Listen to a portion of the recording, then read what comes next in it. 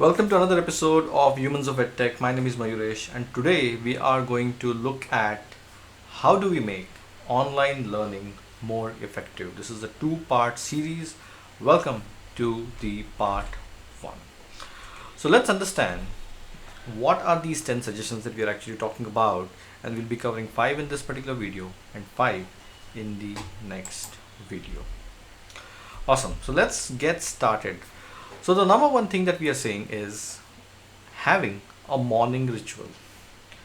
So the morning ritual can be, once the learners join, depending on what their age group is, you can have different things that you do with them every single day. If there are young children, you can do things like silent clapping, thumbs up. You can ask them to wave. You can ask them to do rhythmic clapping or any other hand gesture.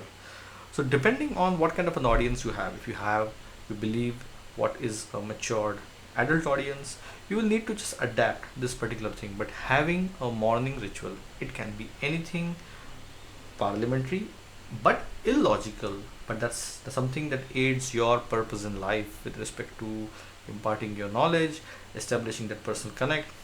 Everything is absolutely welcome. Having a morning ritual is very, very, very important. The second is virtual icebreakers.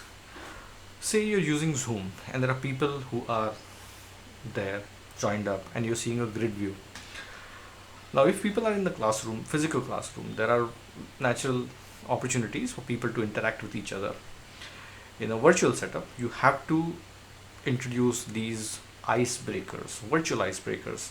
These can be as simple as asking people to speak to the next roll number or person who is above them or below them in the grid, or any which way, anything that is logical. If you have had a very uniform way of naming people who get enrolled in your Zoom classroom or anything to that effect, some of these things can be very easily done.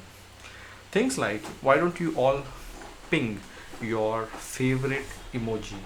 There are tons of emojis, so people are going to come up with something that is common, and people who end up pinging the common emoji, they can then connect with each other, have a private conversation and discover something about each other. Share an embarrassing photo. So this is something that people can do in a lot of chat rooms and chat boxes within some of these teleconferencing softwares. Take an open questionnaire online, take a personality test, and then you come back with what kind of a personality you are and just share that name over here. It can be anything and anything, or you can just say that there are some 10 things in and around me, why don't you quickly name them, and ask them to type out. So this basically creates a chat flood. So you're going to find a lot of values. Just Google for virtual icebreakers and you're going to find tons and tons of very interesting ideas. Next is the agenda setting for that particular session. What are we going to cover today? I think it is very important to explicitly tell people that this is what we are going to cover today. However simple it sounds, it is very, very important in an online environment where you have not had a chance to reinforce. Having a dedicated slide to just reinforce that this is what we are going to do today can be all the difference. If you can make it show and tell, if you can actually tell them that this is what we are going to cover, why we should be learning it, create the motivation behind it, explain that would really be helpful.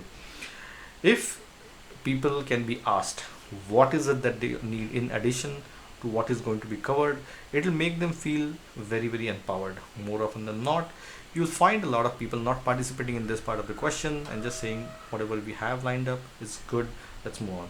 The more senior the population, the more mature the audience, they typically come and respond to some of these questions, and it is typically anywhere between 0 to 5% of scope creep with respect to what you want to cover. Let's have what is called as an energy raiser.